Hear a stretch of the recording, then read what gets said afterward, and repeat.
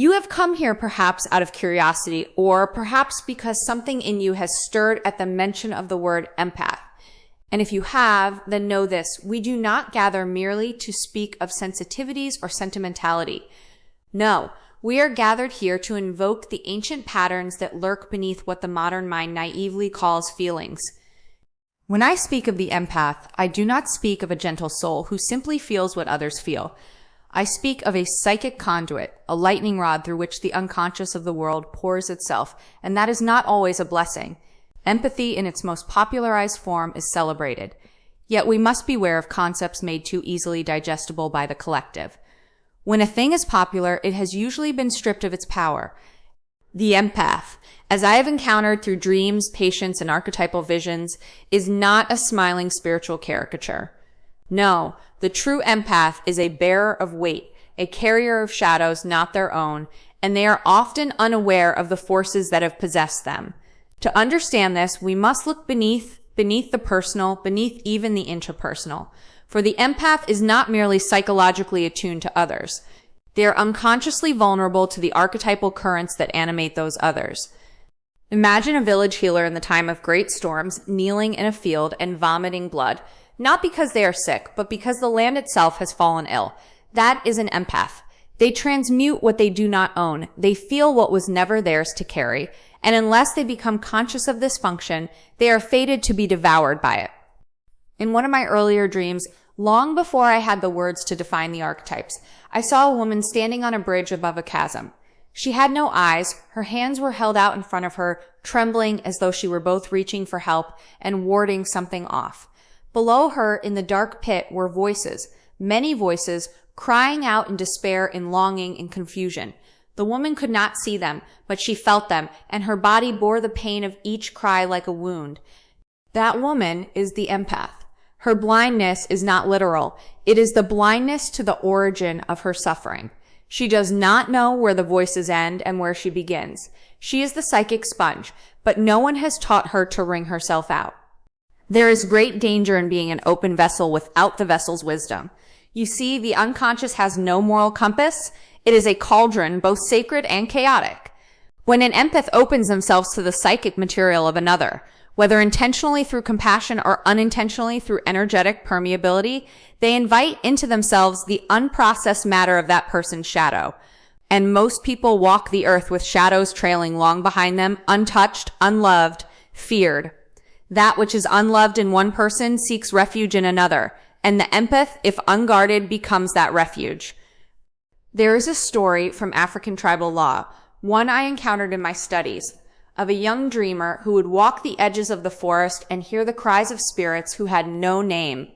These spirits would whisper into the dreamer's ears, not with words, but with feelings, sudden waves of grief, of terror, of longing. The dreamer began to weep at odd times, tremble in stillness, laugh when no one had spoken. The tribe, fearing possession, summoned the elder. The elder did not exorcise the spirits. He taught the dreamer to speak with them, to name them. This is the lesson I give to you now. To be an empath without discernment is to become a playground for disowned archetypes. But to be an empath who names what they carry, that is the path of the alchemist. You may think it is enough to say, I feel what others feel, but you must go deeper. Why do you feel it? Where does it enter you? And what are you doing with it? Because empathy can be a subtle possession. The unconscious is a trickster. It does not always arrive with horns and flame. Sometimes it comes as compassion so overwhelming that it drowns you. Sometimes it comes as a need to help so compulsive that it destroys your own boundaries.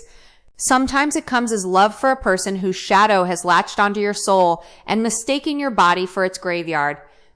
I have seen empaths fall in love with the very people who are destroying them, not out of weakness, but because they have been unconsciously seduced by the other's wounds.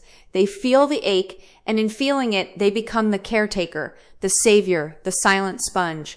But there is a dark marriage in that, what I have called enantiodromia, the reversal into the opposite. The healer becomes the harmed. The bearer of light becomes the host of another's shadow.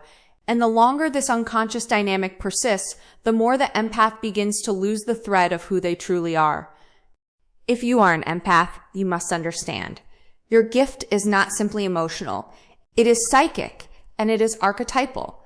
You are attuned not just to feelings, but to the collective currents that shape humanity itself. When someone enters your presence, it is not just their smile or their tears you register, it is their lineage, their buried gods, their unlived lives.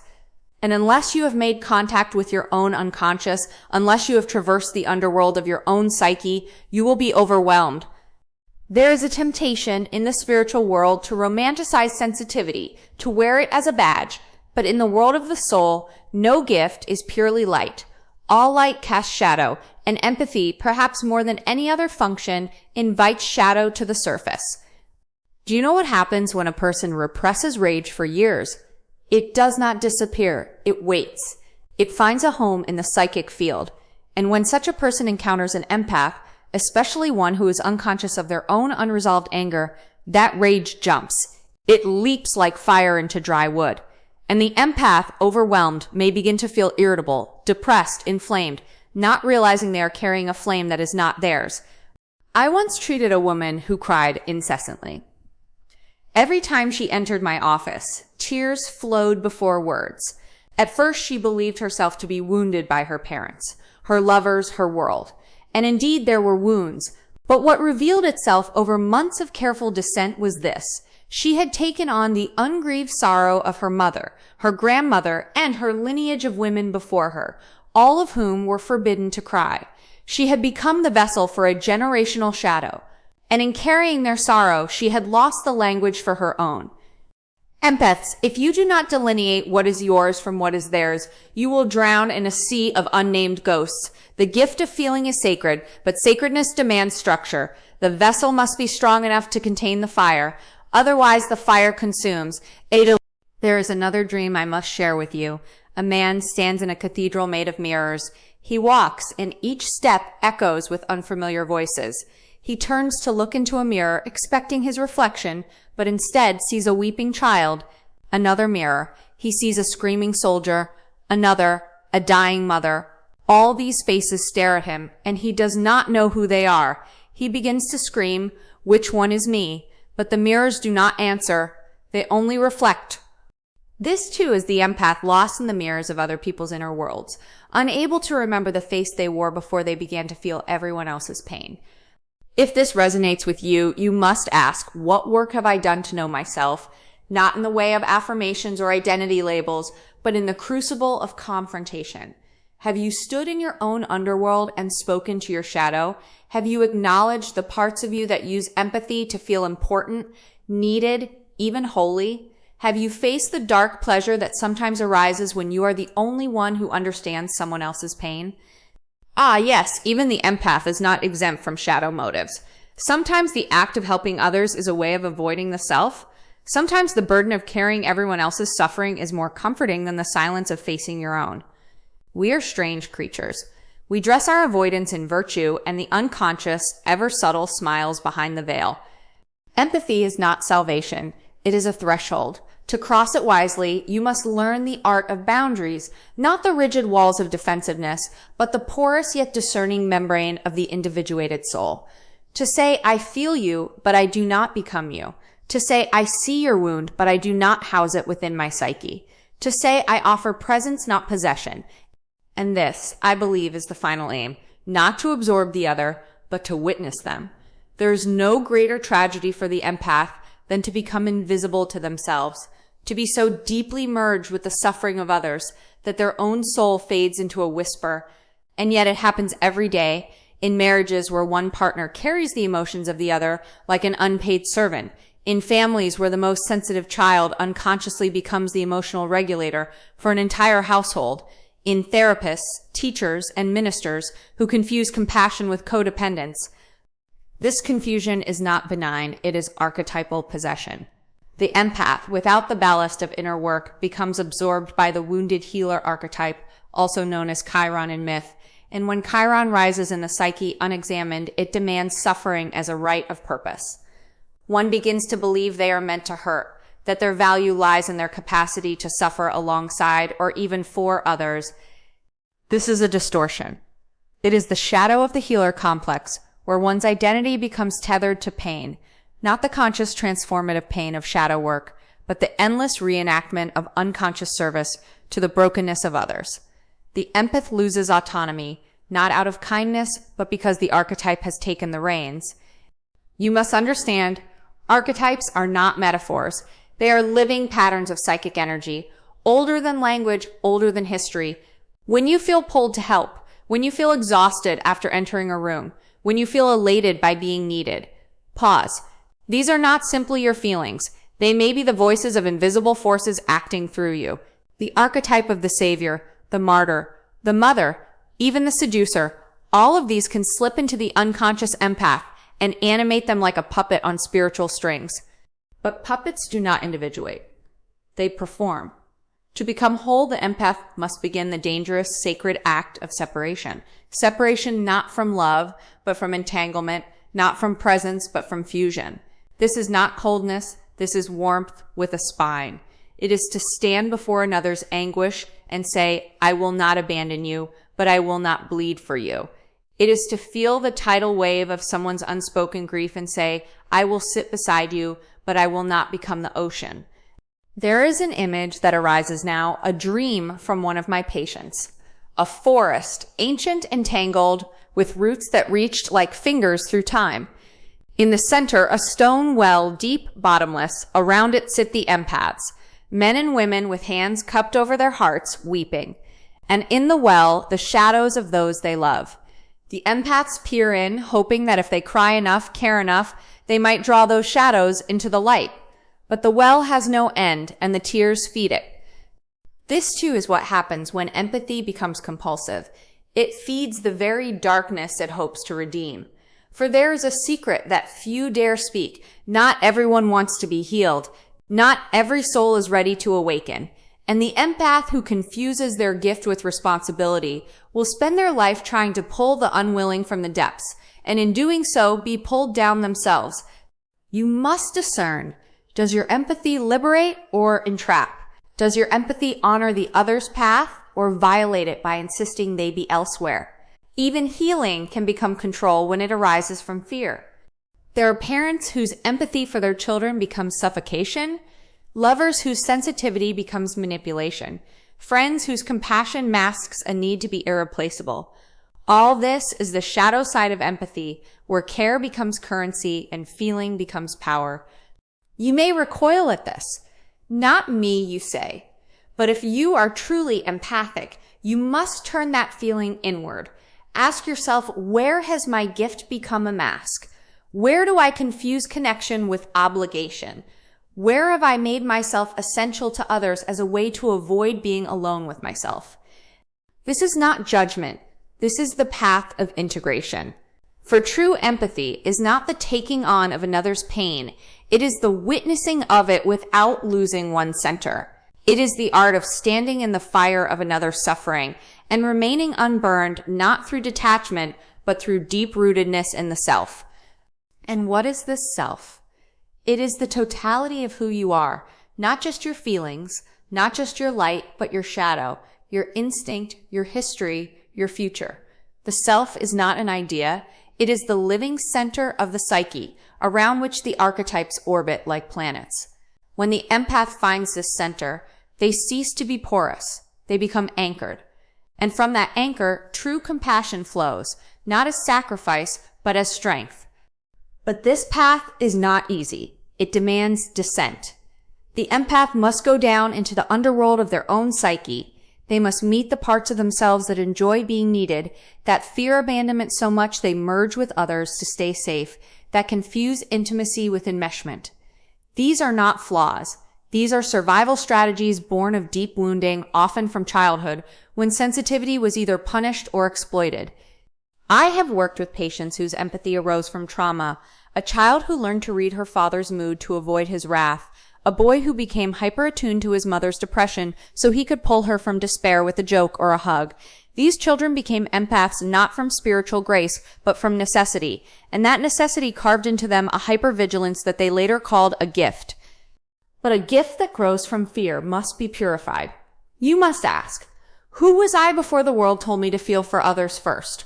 What part of me still believes that love must hurt? What would happen if I no longer absorbed the pain around me? Who would I be? And would I still be loved? These are not academic questions. They are initiatory thresholds. And it is here the empath meets their true test to feel and to remain whole, to open the heart and keep the spine, to love without bleeding, to help without hollowing, to see the world suffering and not be defined by it. This is not detachment, it is mastery.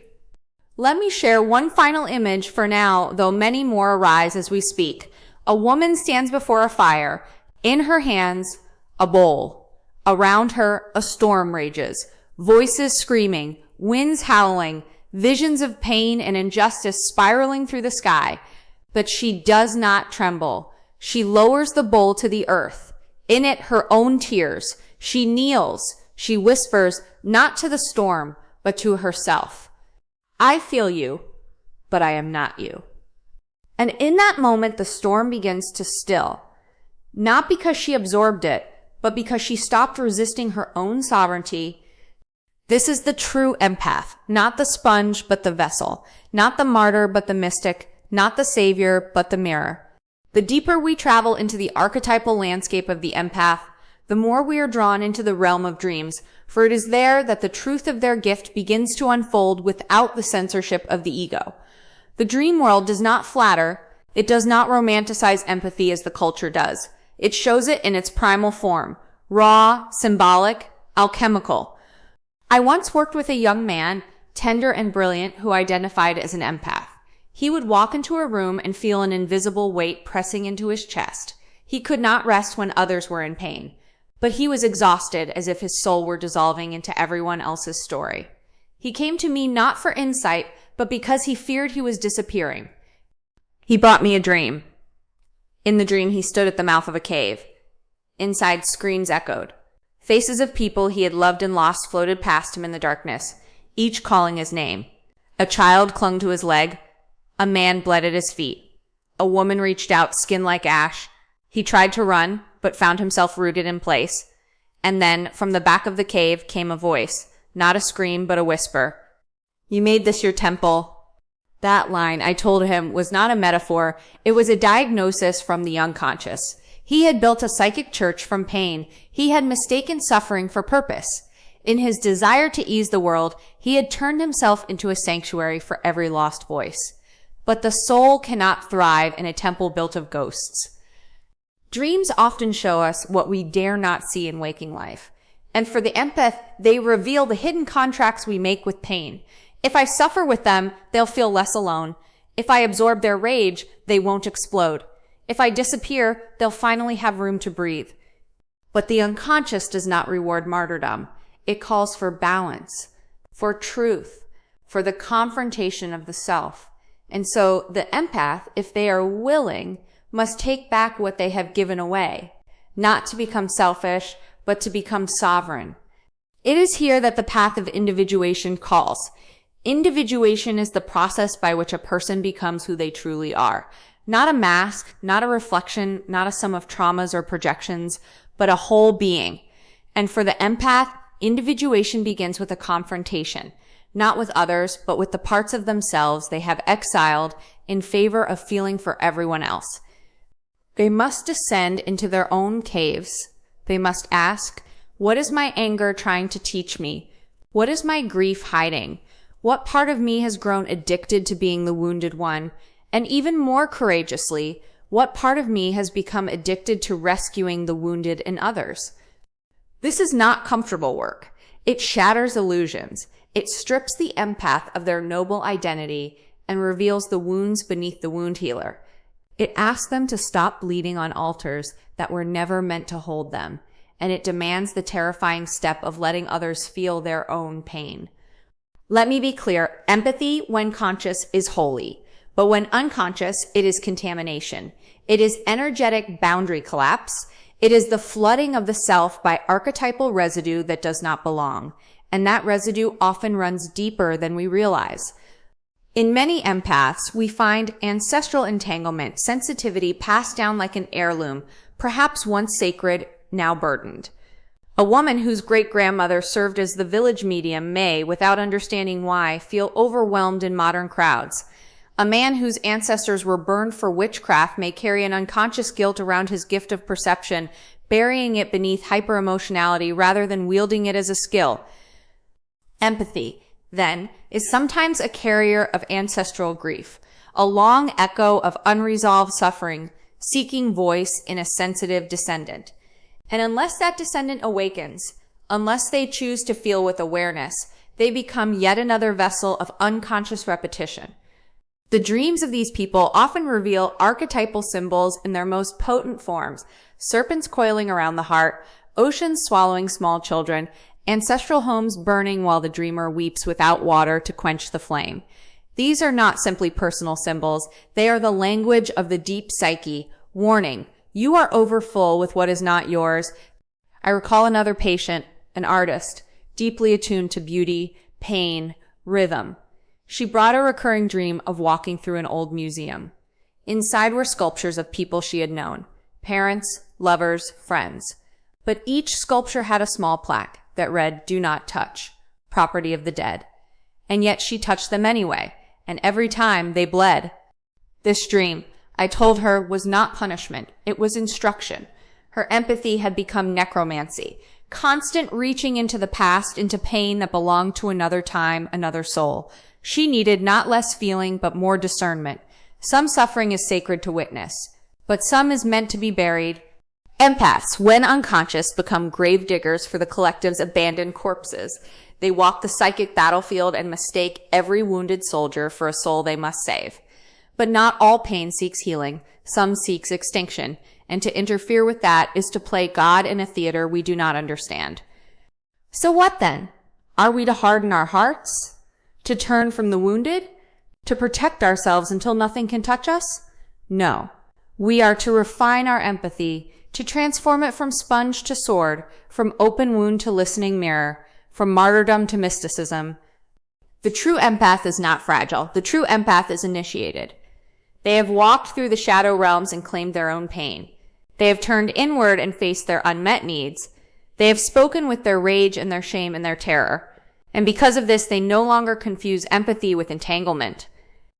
They can feel without falling. They can witness without absorbing. They can love without losing. And from that place, their gift becomes not a liability, but a lamp. They illuminate without burning. They guide without dragging. They offer presence, not rescue. And most importantly, they remember it is not their job to carry the world. It is their task to carry themselves with such integrity that the world remembers how to carry itself. Now we arrive at the threshold, not of despair, but of transfiguration. Everything that has been spoken, everything that has been unearthed from the caves of your inner world, now asks for one thing: not admiration, not analysis, but embodiment. The empath who has walked through the dark, who has turned inward with unflinching honesty, emerges not as a broken healer or a perpetual sponge, but as something far rarer, an initiated presence, a living vessel of the self who understands that empathy is not absorption, it is alchemy. It is the fire through which suffering is recognized, not adopted, witnessed, not owned, transformed, but never stolen.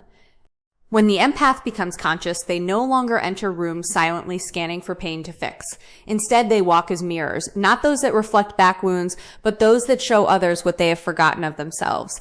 They become what I have called the wounded mystic, not because they continue to bleed, but because their scars have become symbols, symbols of having survived the union with the unconscious and returned with wisdom.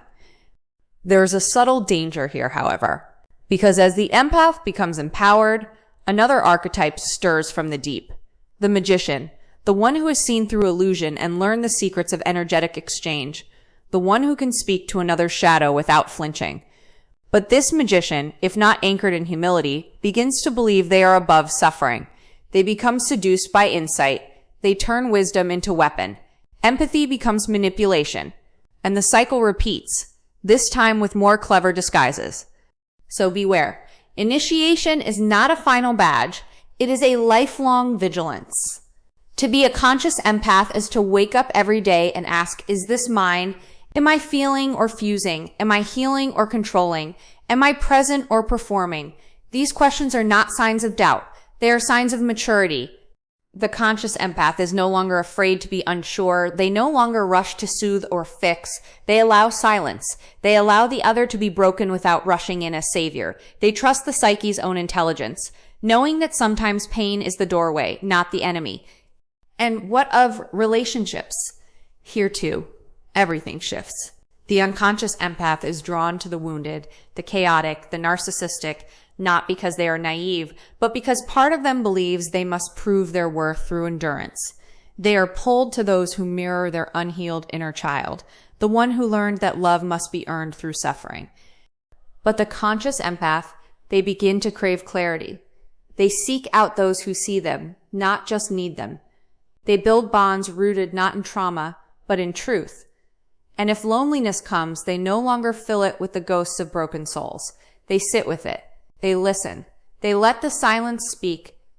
It is here that the empath reclaims their true gift, not as a receptor of pain, but as a revealer of soul. They no longer dim their intuition to keep others comfortable. They no longer contort their boundaries to avoid abandonment. They understand that saying no is not rejection, it is protection of the sacred within. I once dreamt of a lake still, silver, infinite. Along its shore stood those I had known. Students, patients, even myself at different ages. Each looked into the lake hoping to find answers, and in the center, a single figure, unwed, untouched by ripple or wind. They spoke no words, they simply were, and everyone who looked into their eyes saw themselves, not their wounds, not their needs, but the image of who they might become. This, I believe, is the destiny of the awakened empath, to become a mirror, not for pain, but for potential, to walk not as a martyr, but as a reminder, to feel not everything, but only what is true, to carry not the suffering of the world, but the vibration of integrity. And in doing so, they do not abandon the path of feeling. They transcend it. They transmute it. They become what alchemy has always pointed toward, the union of opposites, the heart and the spine, the open palm and the grounded root, the healer and the human.